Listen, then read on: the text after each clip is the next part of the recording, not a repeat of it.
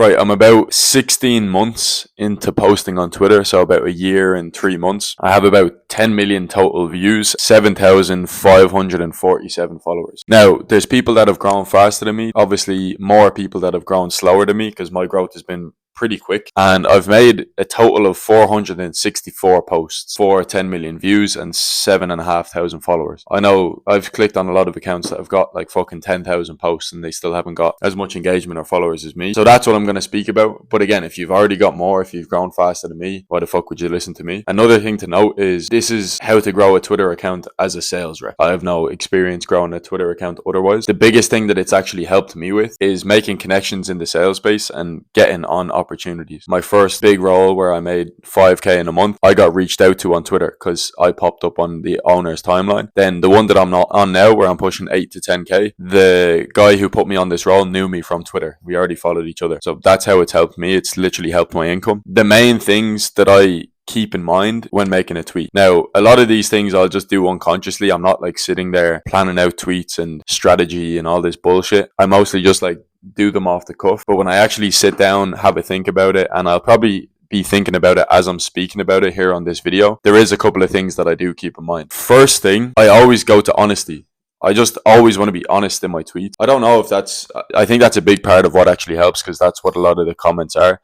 Authenticity. Everybody talks about it. It's a bit of an obvious one. In my opinion, it shines through on your tweets, whether you're being authentic or you're just talking shit, basically. And I've got my Twitter pulled up as I'm talking about this here because I'm like looking at the tweets so I can comment on them. So number one is just truth. It speaks more to people, like directly to their emotions, in my opinion. Like you see people commenting real or like so authentic or I relate to that, blah, blah, blah. If they relate to it, they're probably going to like it. They're probably going to share it. You know, if they see a bit of themselves in that tweet, chances are they'll repost it and show it to their audience. So number one is authenticity. Number two, and there's not going to be a certain amount of numbers. I'm just going to keep going until I run out of things to say. It has to be digestible, in my opinion. The person who's looking at the tweet needs to understand the point you're getting across, the situation that you're detailing really clearly. Me personally, if you scroll my whole Twitter account, I never make a tweet longer where you have to actually click on the tweet and continue reading it. Now, I'm not saying that's a bad thing to do, but that's just personally what I do. Anyone who's looking at my tweets, they're able to they don't have to click around whatsoever. They don't have to like click in, scroll down, go into the comments and figure it out. You just look at the tweet and you understand what I'm saying and you either like it or you don't like it. Me personally, I do like and I'm known for doing this, like the line by line. Like I'll never go past one line on Twitter. Sometimes I do, like for example, 2 lines here, but that's just to finish a sentence. So it's sentence, sentence, sentence, sentence.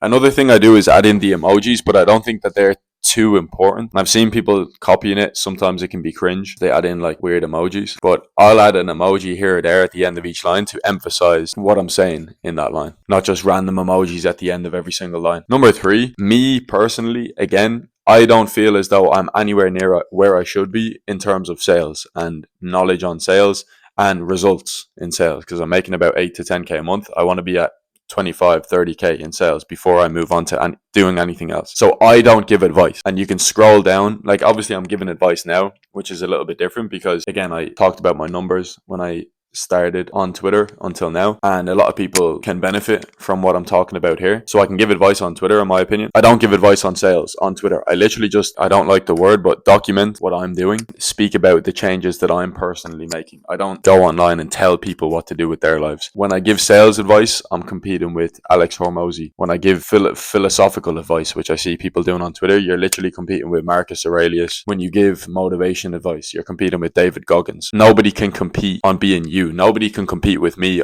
on being Bolo. I'm the number one. I'm the only Bolo. Yeah. That's why I just speak about myself, because I am the expert on that. A couple of different things to be aware of. So times of posting. I don't always focus on the time of posting or anything like that, but I will always avoid posting at like 3 a.m. Eastern time. I personally post at about 4 p.m. UK time. That's usually when I post, just because that's around the world when everyone is still awake and they can actually see the post. Sometimes I will just make an off-the-cuff tweet at like 10 p.m, 11 p.m. my time if something comes to mind. If I'm locked in and I'm in a routine and I'm writing a tweet and I'm taking sales calls, usually about 3-4 p.m. UK time is when I'll post a tweet. Along with that, these are a couple of things to be aware of. Number one, put in links in your tweets. That's going to tank your engagement. I think, and I'm not confirmed on this, but I think it's because Twitter doesn't want you pushing other platforms on their platform. For an example, if you put a YouTube link in your tweet, it doesn't get nearly as much engagement as if you just made a normal tweet. And I think even as the viewer, I'm less likely to like a tweet if it's got a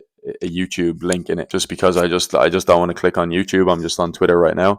So it could be a mix of them two things, along with putting a mention in your tweet. So if you at somebody, so if you say at Bolo Scout in your tweet and it goes like blue, like the engagement tanks as well. I think it treats it, I don't know why it does that, but I think it treats it as a reply. I'm not saying it's right or wrong that links and ats don't get pushed, but that's something that I'm aware of. And again, if you scroll my account, you'll see neither of those things. Even if I post about my YouTube video, drop the link in the comments, and even still, the whole tweet gets pushed less because of me doing that. Overall, it's worth it in terms of pushing YouTube. Another thing, making inside jokes on tweets. It just doesn't make sense. Like, you are tweeting and you're trying to get more followers, you're trying to gain people and bring them to your account. If you're making inside jokes on tweets, like an inside joke that you have with your sales team, there's only 4 people that understand that tweet and want to like it. So it doesn't make sense. Yeah, that's another thing. I tweet for the whole world. Like, I rarely actually talk about sales. I'll always talk numbers. I'll always talk how much I'm actually making for the month. And I often have people asking me, bro, what do you even do? Because they don't even know. But that means they're not in the sales space. That means I'm attracting more people, more than just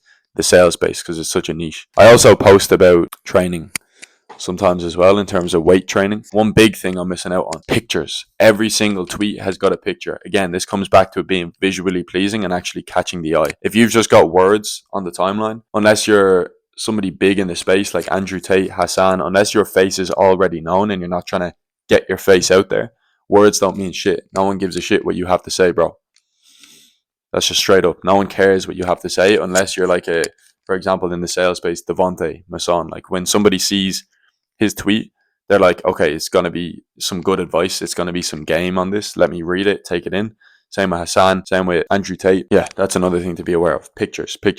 You got to, like, again, catch the eye, get your face out there, and be authentic with it as well. I'll always just take a picture of where I'm actually writing the tweet, or just a picture from that day. Authenticity, being truthful in the tweets. It's crazy that I have to say that, but it is something that a lot of people seem to struggle with. Pictures on the tweets. Be aware of dropping links in the tweets, putting mentions on the tweet. Make it easy to understand. You don't need to be explaining a bunch of shit out unless you're an actual expert in a field and you're giving advice on something and people trust you. But even if you're an expert and you haven't got a big following, or people don't know what you're about, they don't give a shit what you have to say. The owner of, I don't know, who's the owner of Toyota? Do you know the owner of Toyota? Do you know his exact name?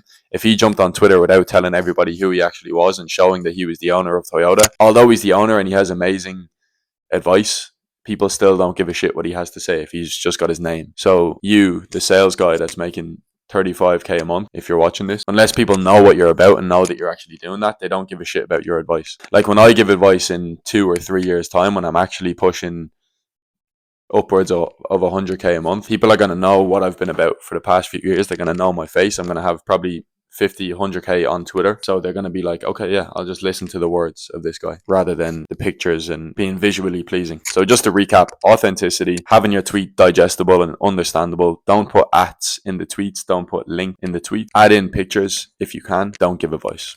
That's my main things.